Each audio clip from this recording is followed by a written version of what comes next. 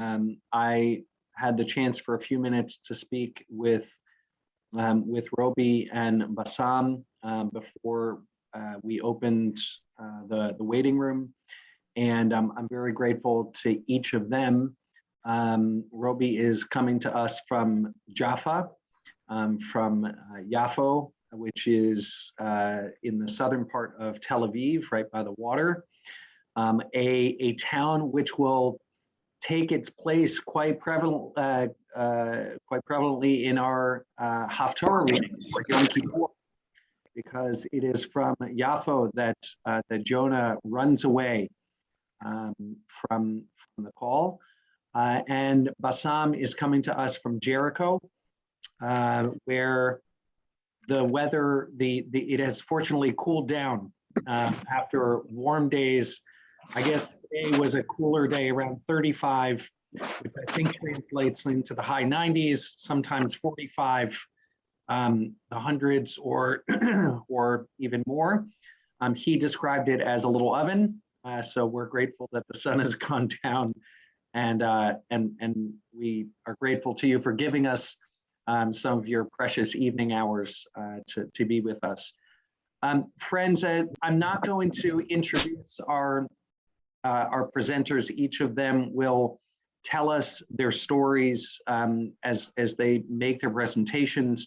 What I do want to do is just say that for several years now, we have taken Shabbat Shuva, the Shabbat between Rosh Hashanah and Yom Kippur, as a time to learn not yet another Jewish textual teaching about the themes of the high holiday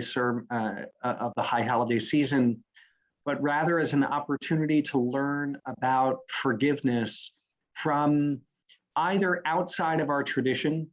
A few years ago, we heard from an African-American journalist who spoke about finding forgiveness as an African-American man in the United States. This man was Christian, and you know how he understood that idea. And today we have the opportunity to hear from two people who I think of as heroes of forgiveness. These are people. Thanks, Jenna. Right, a few years ago, our guest was Sonari Glinton, who's a journalist on NPR, and I think Martha Hauptman, who's here, helped us to connect with him. Today, we're going to hear from Roby and Bassam, each of whom have lost someone very dear to them who died in the conflict between Israel and Palestine, and who work for forgiveness and reconciliation and understanding as part of an organization called the Parent Circle. And what I want to just say one other word, and then I'm going to turn it over to one of the two of them. They'll figure out who's going first. But in our tradition, the truth is I think we need two words for forgiveness. There is a type of forgiveness that we give to others. I spoke about that a little bit this morning, that it is a forgiveness that we can and are called upon to give when people have done teshuvah, when they have repented and mended their ways, and also when they've asked. And we do that in relation to another person. And there is a type of forgiveness that we do internally, which is not related to whether or not the other person has repented, but is related to whether or not we are going to let go of the hurt that's happened to us and enable ourselves to move forward and to live our lives without being defined by the things that happened to us. I think of Roby and Bassam as heroes of both. And I'm grateful for the Torah that we can learn from their lives and from their stories. So Roby, you are off of mute, so I'm going to guess that you're going first, but if I'm wrong... No, not at all. Okay, so thank you very much, and please go ahead. Firstly, thank you very much for inviting us. And I would really ask you to turn on your cameras. It's a very intimate conversation, and it's really difficult to talk to black squares with names. So it doesn't matter if you're not beautiful, because we look pretty ordinary ourselves. So it would really be, I would be grateful for that. Thank you. I don't know, it's very difficult to talk about forgiveness because it's a very personal thing for me. And I don't have the monopoly on truth of what forgiveness is. I think it's different for everybody. And if we sat in a room together, I could probably ask you to give me your definition of what forgiving is. And it would be nice if when you went away from this, you would think, you know, what forgiving, what does that mean to you? What's your definition of forgiving? Does the person who you're forgiving have to be repentant? Because if they're not, you will be their victim for the rest of your life. So this is where the forgiving of yourself comes into this whole story. But it's personal. You know, I'm not talking about reconciliation or forgiving is not a prerequisite in the parent circle. Everybody has a different path. I would say that Bassam and I are probably a very small part of the parent circle, firstly, that knows who killed their child and who knows about forgiving from the point of view that there was a face on the other side. So I've been thinking about forgiving the whole week. You know, on Thursday, Bassam and I did a talk in Kfar Aza, which is a kibbutz, 1 kilometer from Gaza. And it was quite extraordinary because there'd been a lot of drama going on, probably, as you know, with the prisoners that ran away and got caught again. And I traveled to Kfar Aza. Bassam couldn't because there was a closure. And one should think about what it is when a person doesn't have the basic human right of being able to move. That is a basic human right. So I went and Bassam was on Zoom. And I was expecting people to be very angry because after all, they live 1 kilometer from Gaza.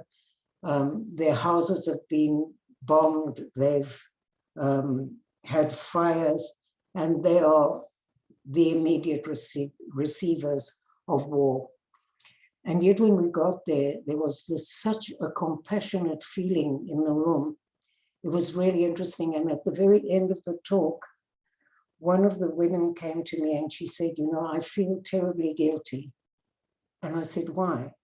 And she said, because during the war, when the rockets are going off and when there's fires, I can't feel it in my heart to have empathy for the other. And I thought, you're such an amazing woman because you're just human. I mean, that's a very human reaction if your life is in danger. And I was just telling the rabbi that just on the eve of the last war, I was talking to Bassam on the phone, and suddenly he said to me, "Oi, Robbie, I'm watching TV. I think there are rockets coming over your house. You better go into the safe room." Think about how insane that all is.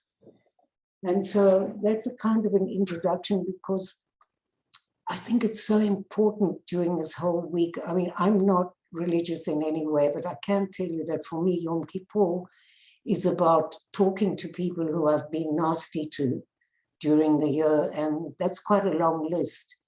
And really meaning when I say I'm sorry, because sorry is a hell of an easy word to drips off your tongue rather easily, but you have to mean it. And for me, that's the meaning of Yom Kippur. And we have spoken in many synagogues on the actual day of Yom Kippur, and it's quite amazing to see how the sharing of how you see forgiving is so moving for others. So when the army came to tell me that David, my son, had been killed by a Palestinian sniper, apparently one of the very first things that I said is, you may not kill anybody in the name of my child. I don't know that I said that, but I'm told that that's what I said. And I knew almost immediately that I was going to do something to make a difference and to prevent others, Palestinian and Israeli women, mainly mothers, from experiencing this pain. I didn't know yet what it was going to be, but there was obviously something there already. And probably all of you have noticed from my remarkable accent that I'm not exactly Israeli born. I came to Israel in 1967 from South Africa, which had a very big influence on who I am today. I was in the anti-apartheid movement, and that's part of my upbringing and who I was and who I am. And so a religious Jewish man called Yitzhak Frankenthal came to see me because I spoke at this huge rally 2 months after David was killed to say that we had to get out of the occupied territories, but that we couldn't do it alone. We needed a partner. I have this written down. Normally, I never prepare anything or write speeches or anything, but this is the first time that I spoke to this audience of 60,000 people, and it was 2 months after David was killed. So it was already, what I was going to do was almost prophetic. Yitzhak came to see me because he'd been at the demonstration, and he invited me to come to a weekend in East Jerusalem with other bereaved parents and families. And I don't know how he persuaded me, but he was maybe even a bigger bulldozer than I am. And I came to the weekend, and I remember sitting around the table and looking into the eyes of the Palestinian mothers who'd also lost children, and recognizing immediately that we shared the same pain. And that when we stood over a grave, any tears that would be falling into that grave would be the same color.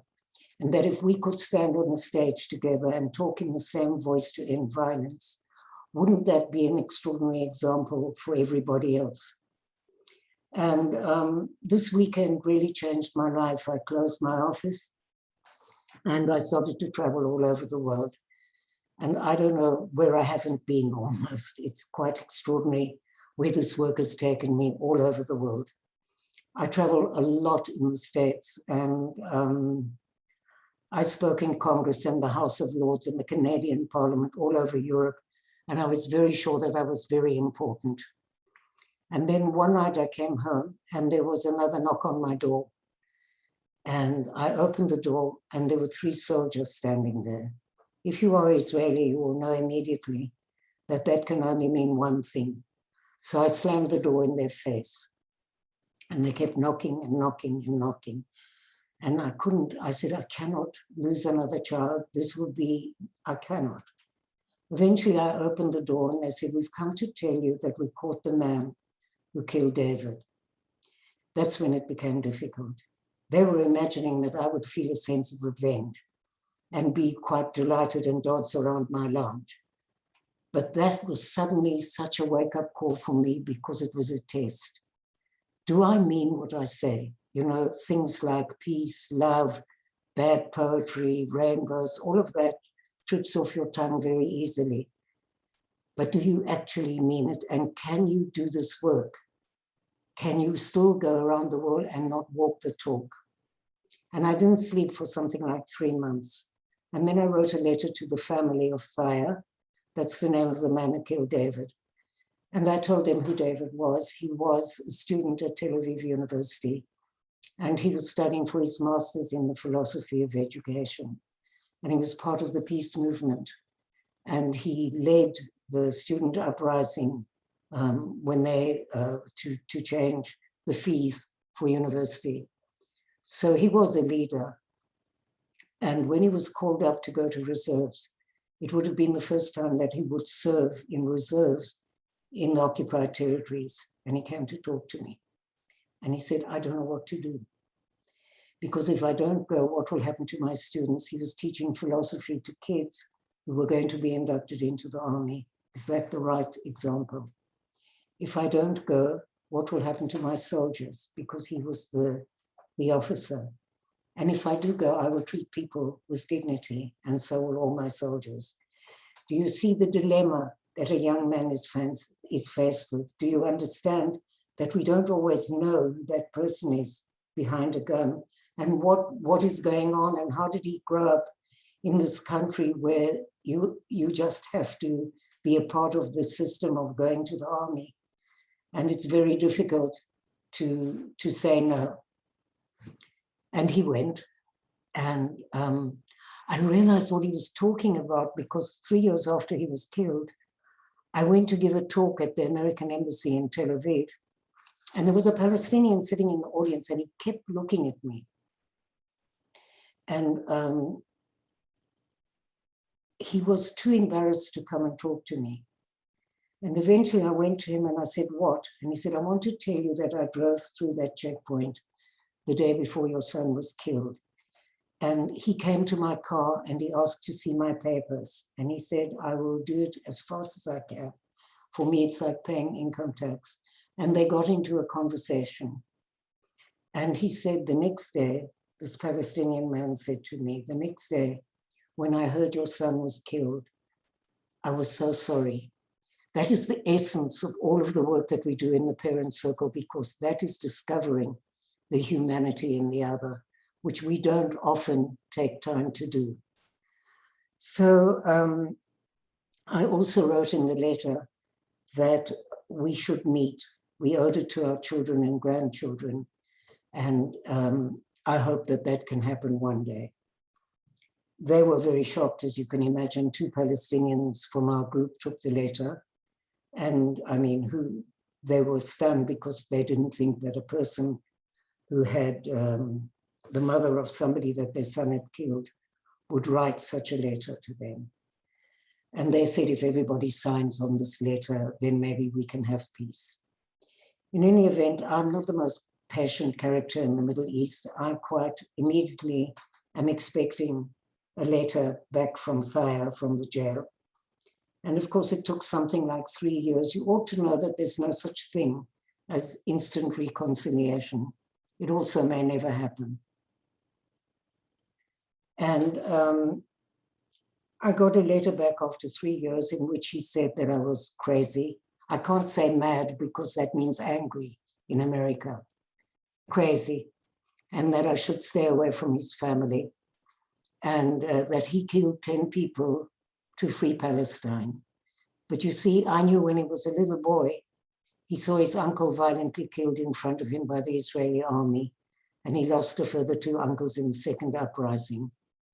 So it was almost a path of revenge. This is where I gave up being a victim. The minute I got that letter, it was as if I knew that my life, and please take this away with you into your personal life, my life was no longer contingent on what Thaya would do. I want to meet him, it's fine, I will do that, but I can now do the work that I'm doing because I have reached out to do the first step. 2 filmmakers came to talk to me and they invited me to go to South Africa to make a film about people who had given evidence. I presume, looking at the gray hair here mainly, you know what the Truth and Reconciliation Commission was. So we went to meet perpetrators and victims who had given evidence in the Truth and Reconciliation Commission, and mainly perpetrators who got amnesty from the government if they told the truth. It was extraordinary. But I also wanted to explore what the meaning of forgiving is. What does that mean? Does it mean you give up your right to justice? Does it mean it's okay what the person did? Does it mean you should forget? How could I ever forget my child? So these are all these questions that were running through my mind all the time. And then I met this woman who had, her daughter was killed by APLA, which was the Black African National Wing of the African National Congress. And she had gone to the Truth and Reconciliation Commission and said to the people who killed her daughter, I forgive you. And I wanted to know what she meant. And I went to visit her. And she said, forgiving is giving up your just right to revenge. And then I met the man who actually sent the people to kill her daughter. They actually run an NGO together today. And he said, by her forgiving me, Listen to this beautiful thing that he said. By her forgiving me, she has released me from the prison of my inhumanity. How extraordinary is that? And the question that you were talking about, that people need to be repentant, maybe for you to forgive them, please don't wait for the repentance. It may never happen, and you will be a victim for the rest of your life. Rather be a victor. That's my new expression instead of survivor. I came back to Israel after we made the film. It's called One Day After Peace.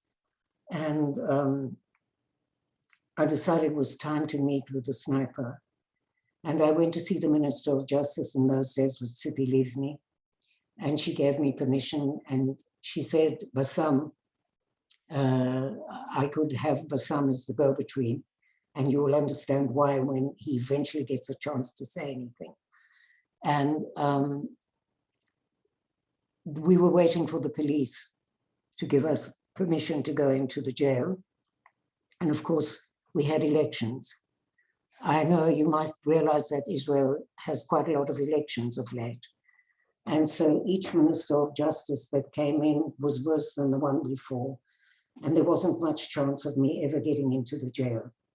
Now, after this last weekend where everybody ran away, I'm not so sure they'll let me in. But what happened is that I phoned up, now in the government, there are some members of parliament and some ministers who actually support the work that we're doing and are more to left, middle left. And I phoned Mossi Raz, who's a wonderful man from Meretz. And I told him that I want to meet Thayer. And he said, okay. And he phoned Bar-Lev, who's the Minister of Police, who then fobbed me off onto the police department, who then said that I couldn't meet him unless he actually asks to meet me. So they thought they could fob me off like that, but I phoned his lawyer. And his lawyer said he would try to get him to ask for permission to see me. That's where the story lies. But please don't imagine that I'm something different from other people. We are 600 families. I promise you, you could listen to 600 stories tonight and be just as moved and be just perhaps as inspired to do something. I'm thinking so much about how many bereaved families are going to be around the world after this COVID. People who could not say goodbye, people who never could go to the funeral, who didn't sit Shiva, who couldn't do anything when they lost somebody immediately. How sad is that, and where are they? And what is our role to support them? And maybe if they understood that if they could harness this pain and put it into making a difference somewhere within their own community, how wonderful that would be. And maybe those who lost and didn't say goodbye could just understand that they could write a letter perhaps to that person to say goodbye. Afterwards, we will talk about the work. You can ask us some questions about what we do, because we're not just beautiful people. We actually work on the ground, and this work takes over your whole life. I can't tell you how many Zoom and Gloom I do over a week. And of course, today is a very, very important day for Americans all over the world. And we're going to do a webinar on Sunday with people who lost in 9/11.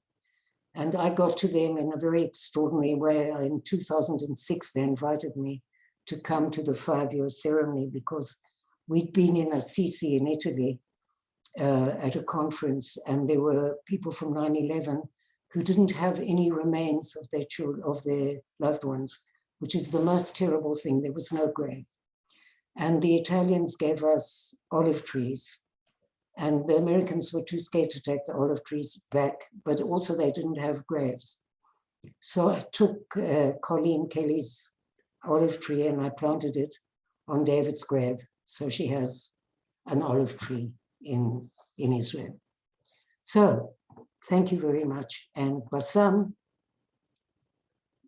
the floor is yours, or the square is yours. Shabbat Shalom to everyone. Thank you for inviting us. Thank you for coming. Thank you, Robbie, for giving me the chance to say a few words. because Robbie never stopped talking. For that, we believe if Hamas kidnap Robbie, they will give her back in 1 hour with the 3,000 shekels as a running cost. So she always safe. I believe everything start and end with yourself as a human being. But sometimes it takes decades to discover that, to learn about yourself, your way, your narrative, your history, and to think outside of the box. As Jalaluddin Rumi says, yesterday I was clever, so I start to change the world. Today I am wise, so I start to change myself. I found myself as a Palestinian, which is not my guilty, believe me. Uh, it's very difficult to be a Palestinian. It's almost, you must be a fighter or a warrior. Even if you don't want to be involved in this conflict, it's not up to you. You cannot detach yourself. So as kids, at the age of 13, with other 4 kids, we create a local military group, we call it, and we start our struggle by raising the Palestinian flag, which was a crime at that time, because we discovered that it makes the Israeli soldiers, we call them the Jewish soldiers at that time, they become crazy, and we don't understand why, so we use this tool to make them crazy. It's like a job. Our goal is not to create a Palestinian empire or a state. We don't understand that. We just want to feel safe as kids. We want, when we see those soldiers, not to run away directly because we scare from them. At the age of 16, we find some old weapons in a cave with the 2 grenades and other military materials that we don't know how to use it. But 2 of my friends used the 2 grenades against the Israeli soldiers in our village near Hebron. And of course, at that time, no one killed, no one injured because they don't know how to use it in a professional way. At the age of 17, we have been arrested.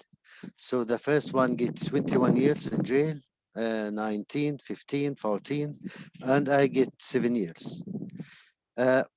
I learn in jail, if you know your enemy, you can defeat him or you can kill him. If you only hate him, you will kill yourself.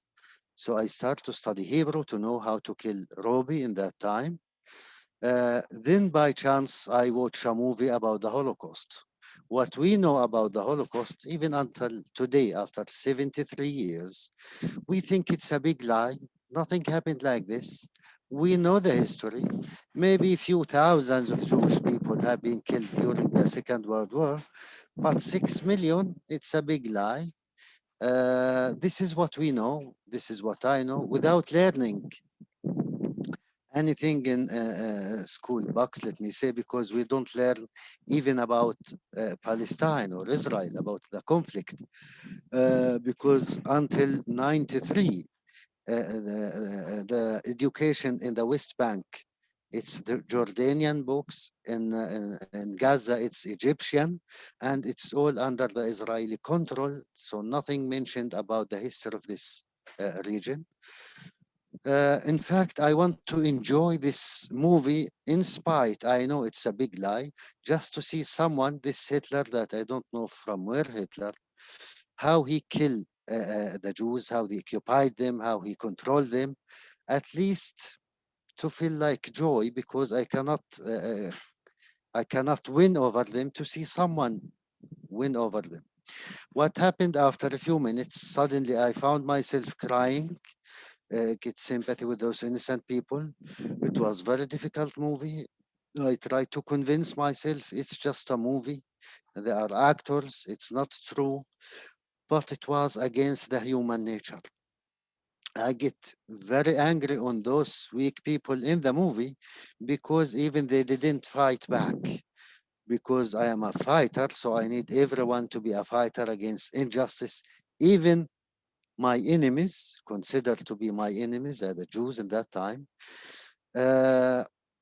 simply I decide that I want to understand more about this Holocaust, if it's really happened or it's just a movie. It takes many years after I release from jail, I get married, I have kids. In 2010, 2011, I make my master degree about the Holocaust in Bradford University in the UK. Uh, but it starts as a tool to know your enemy, so you know how to defeat them. Then you find yourself in a different place. Then you understand that if you know more, you act better. If you don't know, so you don't know. It's very easy to be a victim to yourself, to your history, as I said. Uh, I go back to jail. In jail, it's a very long 7 years. It's a very difficult 7 years. Briefly, their goal is to kill our humanity every moment with very brutal way, believe me, not because they are fascist, because they treat us as killers, monsters, with the blood on our hands. So imagine, even if you are the most educated human beings, how you deal with killers with this way. And for ourselves, of course, they are the killers, they are the occupiers. We are more moral because we are freedom fighters and they are not our example.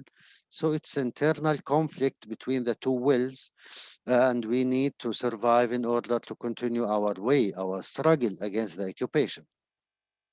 So I get released in 1992 after 7 years, and I still believe in armed struggle as the only way to talk to those people. When I say people, I mean the Israeli army, the jailers, and the settlers, which is very scary for the Palestinians. Those are the Jewish people or the Israeli people that we know, that we meet. Briefly, 1992 already start peace talks in Madrid. In 93, we have Oslo Agreement. Suddenly, we have peace. It's unbelievable. And uh, briefly, I changed my mind. And I said to myself, I will never use or support armed struggle because it doesn't work. And we use it, we try it more than 100 years. Until today, Israel is not safe and Palestine is not free, but more blood, more pain, more victims, and this is the result. So we need to change our way to achieve the same goal. We want to be free. I believe in that time, the common enemy between the Israelis and the Palestinians, in fact, is the occupation itself. If there is no occupation, we don't need to kill each other. So I start to be active in my society in the Palestinian side without any connection with the Israelis. Until 2003, I hear in the Israeli media about something called refuseniks, which is ex-Israeli soldiers and officers who refuse to serve in the occupied territories because they love Israel, because they want to live in a moral place. They don't want to be part of this illegal and immoral occupation to another people. So I wish to meet them to understand why they refuse to continue occupying us. In 2005, by chance, we have the first meeting between four Palestinians. I was one of them, with 7 ex-Israeli soldiers and officers. So you can imagine it was the most difficult meeting for each one of us.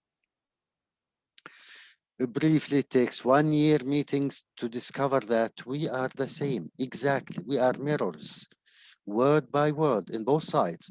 And we discovered that we want to kill each other to achieve the same thing.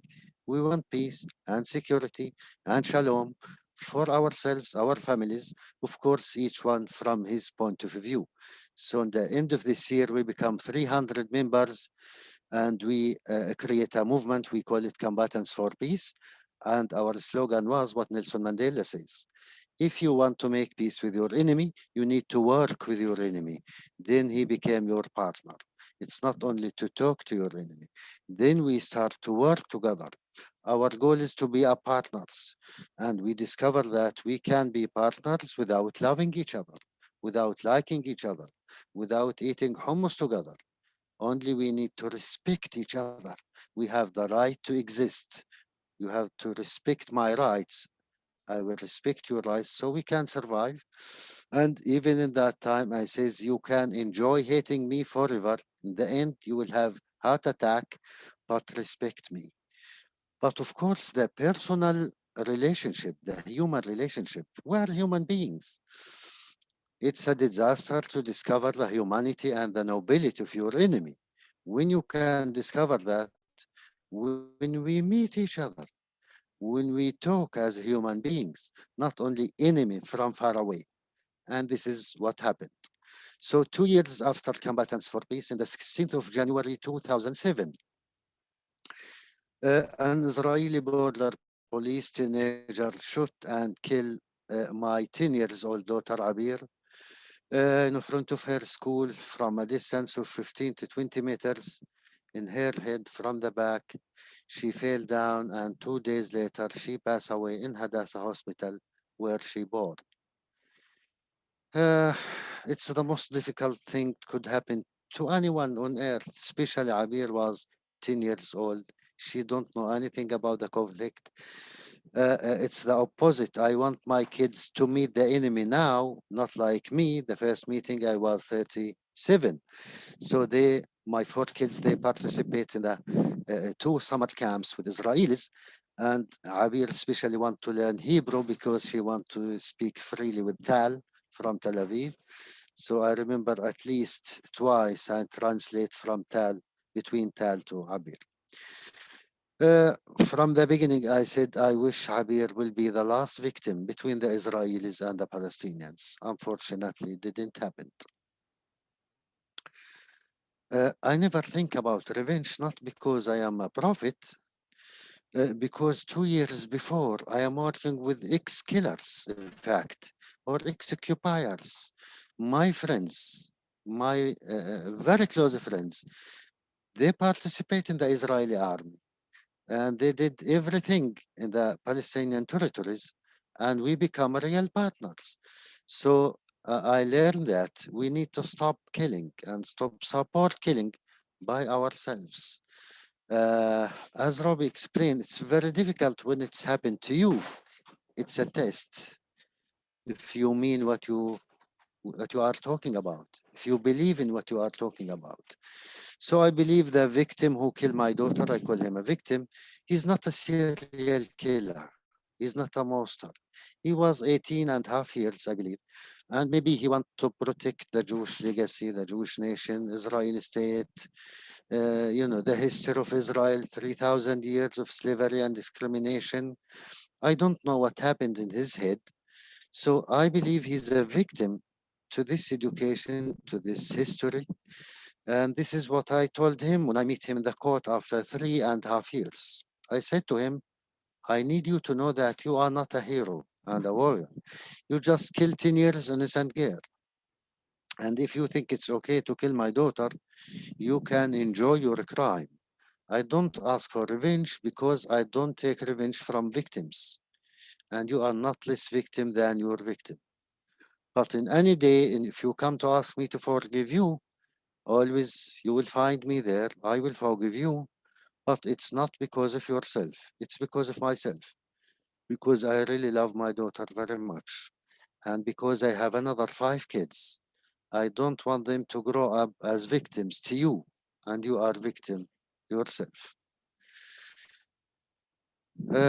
In fact, 2 days after I lost my beautiful and beloved Abir, I joined the parent circle because I know them 2 years before.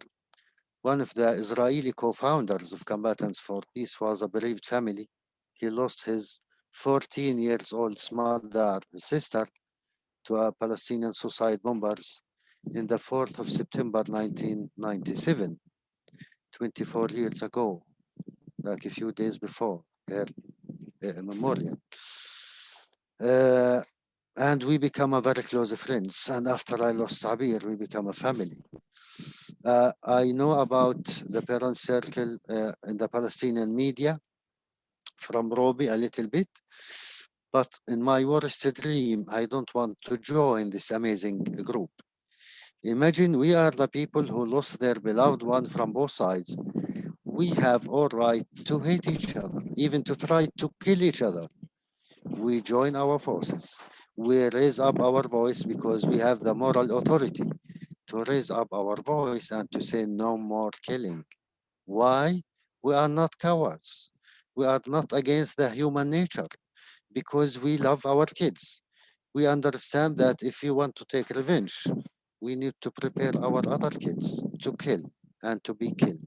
And by this way, this education, in fact, we kill our kids with our own hands, and we don't know that. As you know, the last thing I want to say that about Jerusalem, Jerusalem is a holy place for the Jewish people. Jerusalem is a holy place for the Christians. It's more than holy for the Muslims. Every Muslim around the world wish to die in Jerusalem because according to our faith, he burned in the sky.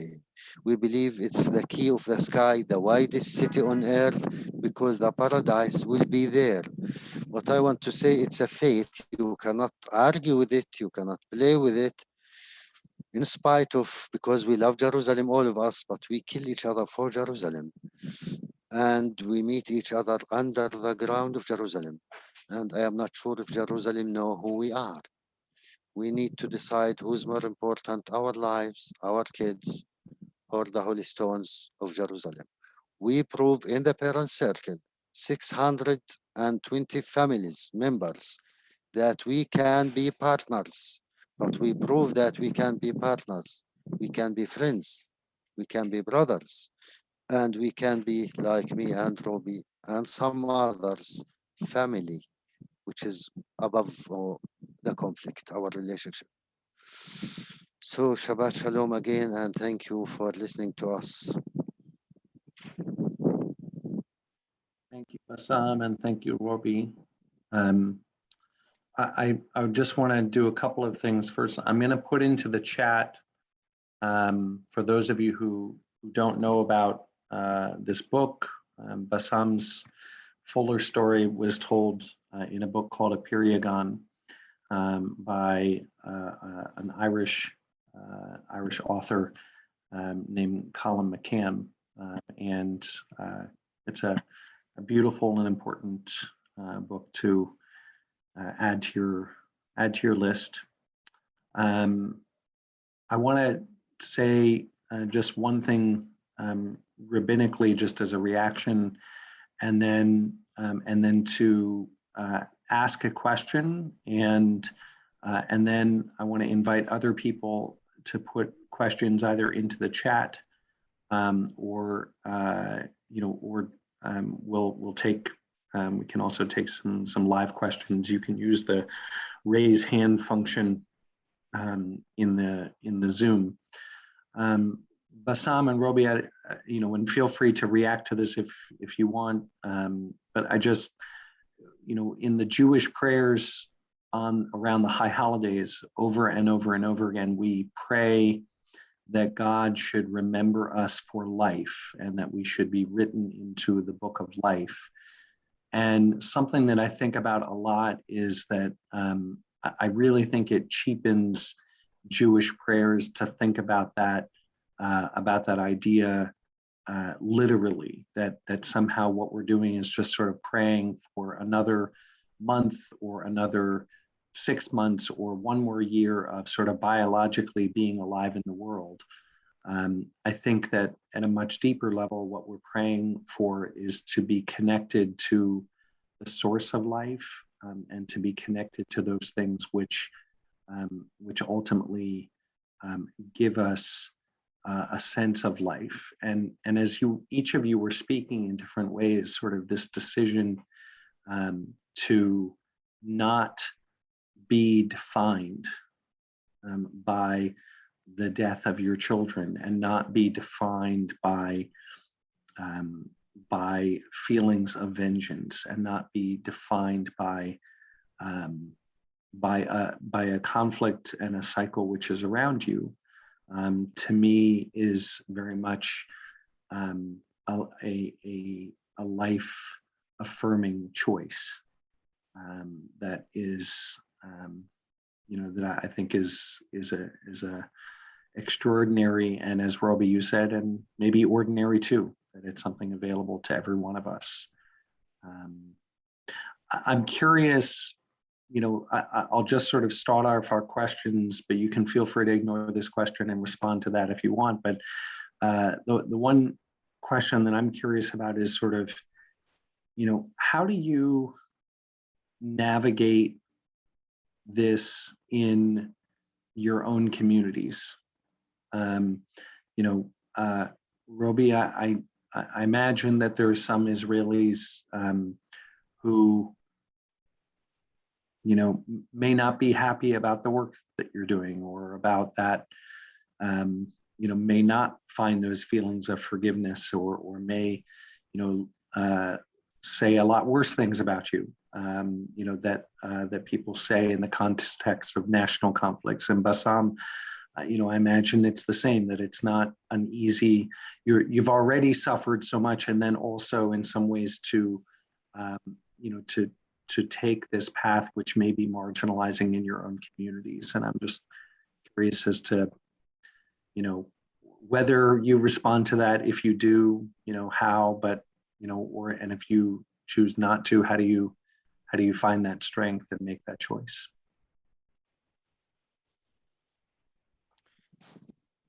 The Prophet Muhammad says, support your brother, right or wrong.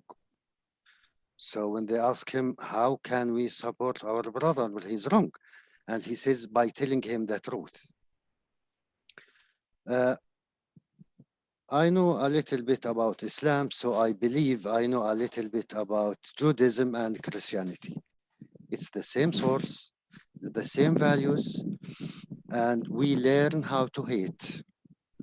But our nature is to love. It's always difficult, but it's always up to you.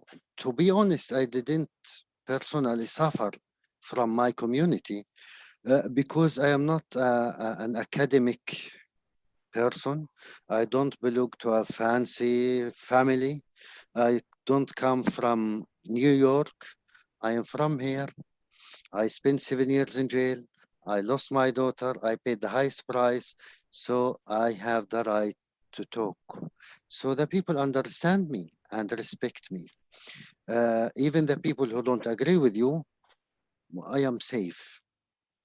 I don't live in danger.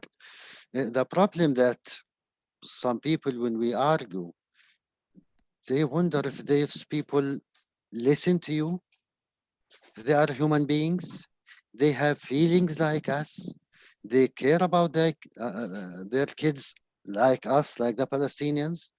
They want peace, really they want peace. And it's a mirror, as I said, in the Israeli side. So many Israelis think that I have a Jewish roots because I want peace. They said, you want to talk to us? Go and talk to the Palestinians. We want peace. And the Palestinians said to Roby, you come to talk to us? We are the people who are suffering. We are under the occupation. Go to talk to your government, to the Israelis. They don't want peace. It means the majority in both sides, they want peace. But the same majority, they don't trust each other. So sometimes it's more easy for me to convince an Israeli, for example, than Roby do. And the same in Palestine, because they want to see this face of the enemy. If there are real people. And always we said, it's not imaginations. We are here, we are together. And we are talking together, me and Roby, me and Rami and others. And we are like since 15 years or 16 years. We never have even a small problem, especially with Roby. Not because she don't make problems, because I always keep silent and agree. So we never fought. We learn how to respect each other and to understand each other. So this is one of my obstacles, the cancer of ignorance and less education about the other side. And when they discover that, they don't give up our right to be free or to end the occupation, but you start to fight in a different way, in a safe way. in a more effective way by calling the Israelis. I don't believe the Israelis agree on the killing of my daughter. No way. Or the Jewish people who have been tasted the bitterness of pain for thousands of years, but they don't know. So my mission is to let them know, believe me, we don't want to throw you to the sea. And we forget to die as you, exactly. So we will survive. We will continue to remain in this land, but it's up to us to share it as one state or two states or 5 states. Or otherwise, unfortunately, we will share it as two big graves to our kids, our families, and our people.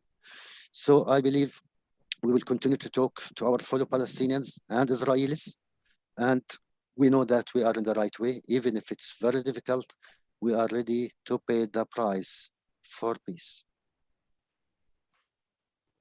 I think it's very important to say that you have to have empathy for somebody, even if you don't agree with them. One of the biggest problems of the narrative, or the way that you, the rhetoric of peacemaking, is not to close down the person that doesn't agree with you. And I think in America, the polarization is incredible. And it's got to be that you will talk to the people you don't particularly like, and you will actually listen to them with respect and with empathy, even if you don't agree, which is a lot of the work that we do on the ground with people that you don't necessarily agree with, but you allow them to tell you what they feel and how they, because if you watch television in Israel, it's terrible. People scream at each other and nobody can actually know what the other one is saying. And so this ability to listen with empathy is such an important lesson for somebody like me who has quite a vicious tongue if they wish to have it. And I recognized over the years how it didn't work, because all I was doing was being right all the time and never succeeding. And one of the things, I'll give you a small example of this, of what I'm trying to say now, because I like telling stories. Before the disengagement in Gaza, the parent circle decided to go down to Gush Katif, which Arik Sharon decided to get the settlers out. And we decided at the parent circle that it was very important for us to go and support the settlers, even if we thought they should have never been there in the first place, but to show some empathy for the fact that they had to leave. So we went and they took us on this Disneyland tour of Gush Katif. And then we went into this house of a woman. And I was looking around and thinking to myself, wow, you know, it's so easy for you. You live in Tel Aviv, you've got a lovely apartment. You don't have to move out. She's been there for 30 years, even if you believe she never should have been there in the first place. And then she said, I can't leave here because my son is buried here. Now, Robbie, prior to learning, would have said something like, yes, and how many soldiers need to die before you will? But I didn't say that. You see, that would have been being right. I said, you're a mother and I'm a mother, and the Palestinian across the road is a mother, and all three of us have lost children. Wouldn't you do anything to prevent another mother from experiencing this pain? And guess what? She invited me to go back to her house. And so the rhetoric of peacemaking and the ability, even though I talk a lot, I also listen a lot, is very important. It's almost as important as anything you do is to allow the other person the dignity of telling you how they feel and giving you their version. And it's very hard because sometimes you want to punch them in the face. But I mean, it doesn't, you will not succeed in anything. And with in America, I'm so pleased to see that they're taking down that statue in Charlottesville, because I thought to myself when all of that happened and the mother in Charlottesville said, you may have killed my daughter, but you magnified her voice. And then I thought to myself, if white privileged people, not necessarily any mad radical extreme right would go down to the park together with Black African Americans who had slavery background. And they had sat around that statue, and each side would have explained why they think it should be there. The African Americans to pull it down and the whites to say it should stay, and why. And that is exactly an indication or an illustration of the work that we do, because it's going there. It's not that they all become Martin Luther King and hug each other, but they learn what the other is thinking and how they see their history, and how the other sees their history is one of the most important parts in the beginning of solving a conflict. Because if you don't know, it will be very hard to engage in a conversation.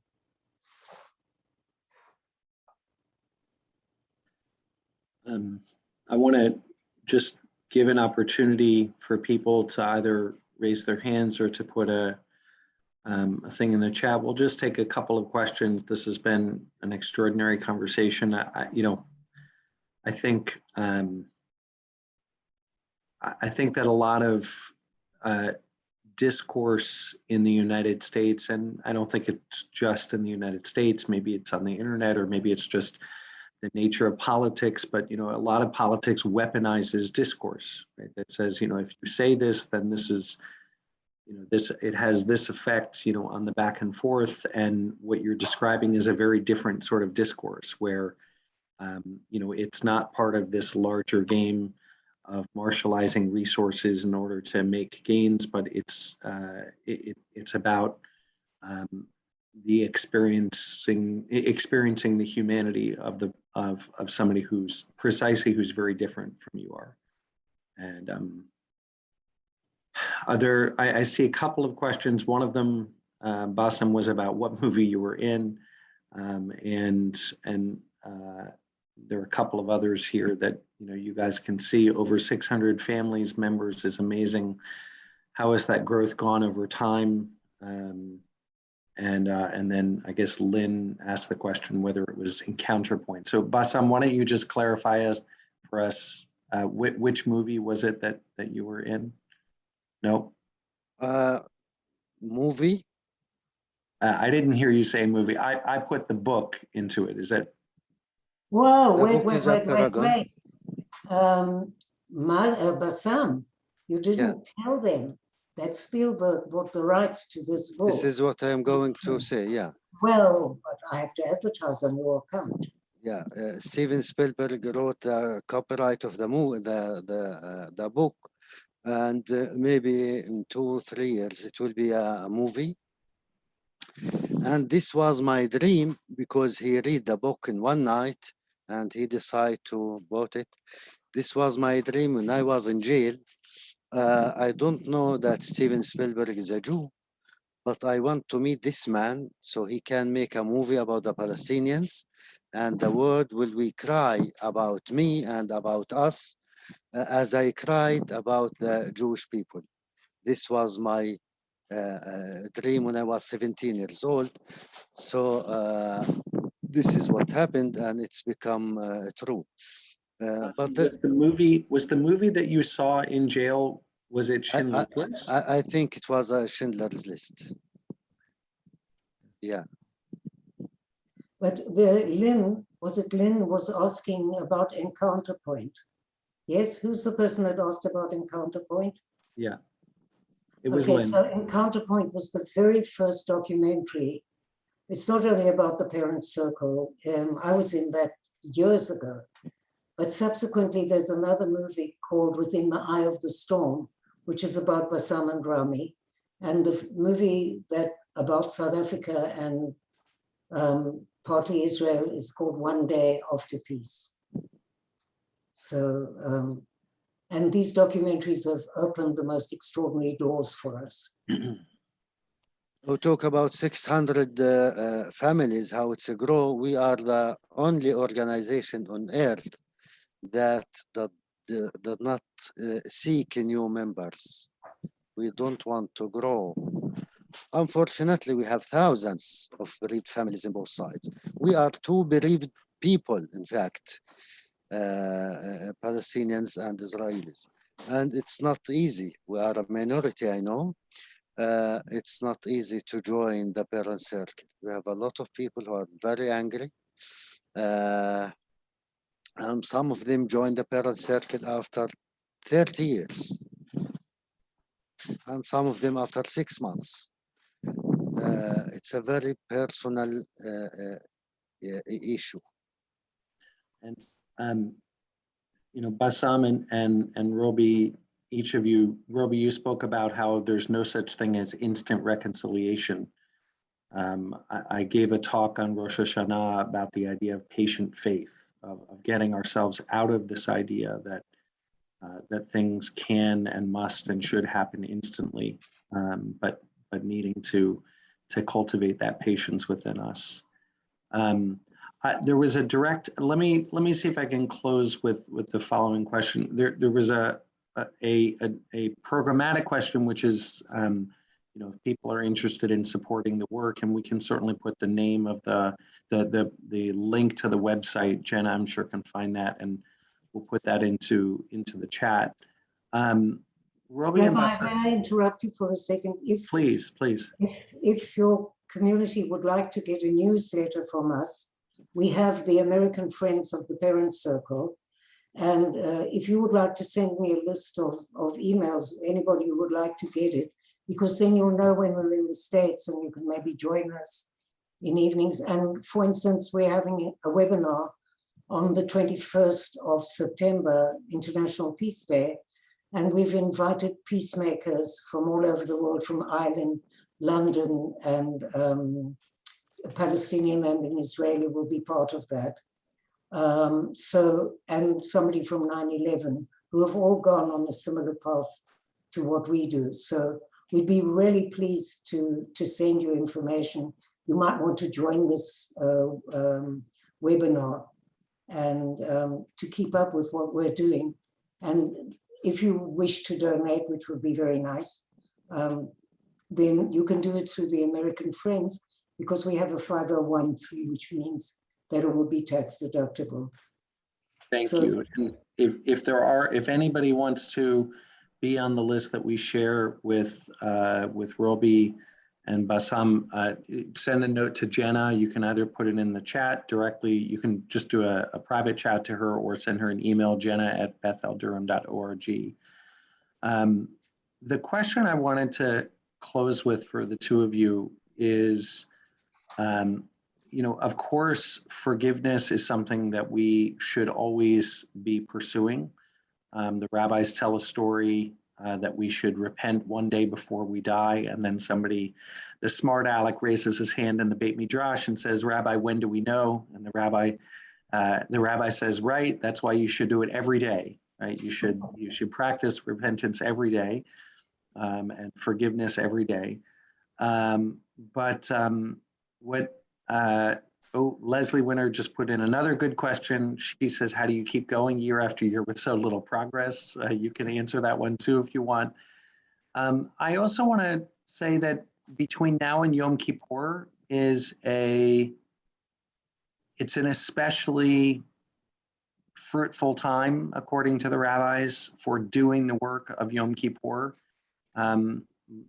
In the Jewish tradition, if you show up and you ask God for forgiveness on Yom Kippur, but you haven't done that work with the people here in the world, essentially God says to you, go back. In other words, Yom Kippur is for forgiveness between us and God, but for things that we've done to other human beings, we can't. We have to do that work ourselves. There's no skipping over the people who are right here in front of us. And I would just love your advice.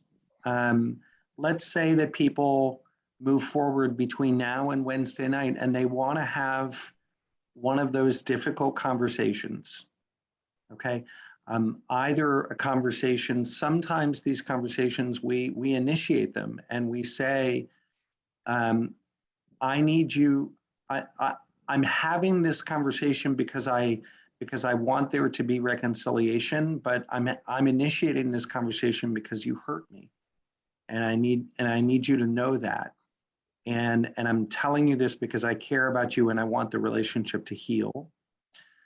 Or we know that we've done the hurting, and we want to try and make those amends. We want to try and engage in that vulnerable place. You have any recommendations about from your deep life experience? How do you do that? You know, you have to just mean it. It's so easy to say things. I'll just give you a way to illustrate what I just said. Open up YouTube and look at the apology that the Australians gave to the Aborigines from their parliament. You can find it on YouTube. And then look up the Canadian, not the Trudeau apology beforehand, the apology, and then you'll see what it means when you really mean when you say you're sorry. And I don't start a conversation. I would just ask somebody, what do you think about? And that's not about forgiving, but that's about getting into a difficult conversation. And within the Jewish community, and I'm sure that not everybody agrees with us here, but within the Jewish community, there's also a huge polarization of, you know, I understand why you think that the state of Israel is so, but I also want to tell you about a group of people that are working together, that are Palestinian and Israeli.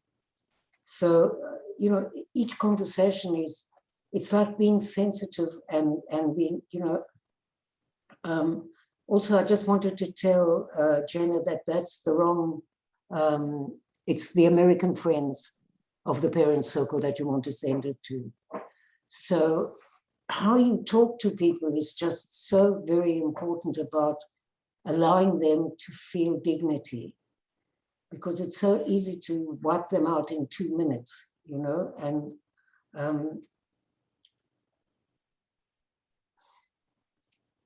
I think you need chemla, you need compassion. This is what changed in me, is from being the always right to much more compassion. And it works. It works when you really are willing to listen. I think when we talk about reconciliation and forgiveness, we need to remember what Shlomo HaMelech says.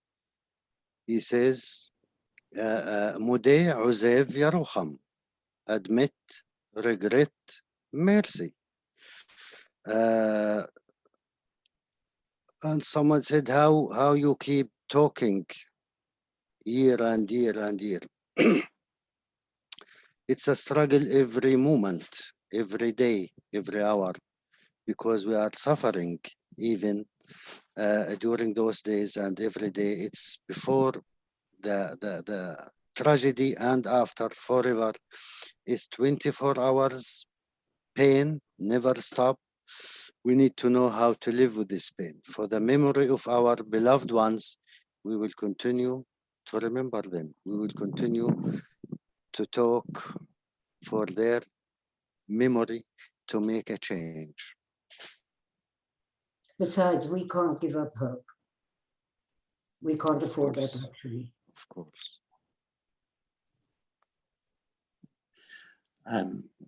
We bless you with the strength. Yes, you too. It's one thing to not be able to give up hope, but it's another thing to also know that there are people who want to give you the resources, both spiritual and material resources, to continue to hope and to continue to do that work. And during this special time between Rosh Hashanah and Yom Kippur of forgiveness, we pray not only that that the work which you're doing after what's unfolded in your lives brings about a better world in Israel and in Palestine, but we're also grateful for the potential that it has to shine some light into each of our individual lives and into the lives of our families, into the lives of our community, and into the lives that each of us live with each other. Because those sources of forgiveness and compassion. They are infinite, and they still need tending, and they still need people to learn from. And so we thank you, Robi, we thank you, Bassam, and we wish you are inscribed in the book of life Thank you. in the deepest sense for the year to come. תודה Thank- רבה. Thank you. Toda rabah. And Toda. Bassam and Robi, I want you to know one of my good friends here in the area is a Palestinian man named Jamil, who has a wonderful place called Mediterranean Deli, where the rabbi hectures the pitot. I provide a kosher stamp for the pitot he produces. Of It's our course. It's our little piece in the Middle East. And so if you ever get a chance to travel to North Carolina, I'll look forward to welcoming you both. And what can I say? We'll have some good food. Okay, I promise you. Okay, we're coming. As In long as food- you give us hummus. When it's come to food, we trust each other. We eat the Okay. same. You know, But take care from this Palestinian. it can't all be about eating hummus. However, right? It's important to gather Yes. and have good hummus. Yes, absolutely. תודה So רבה. thank you very much. very much. תהיו גמר בריאים. חתימה טובה. Wish שנה you the טובה. best. שנה טובה.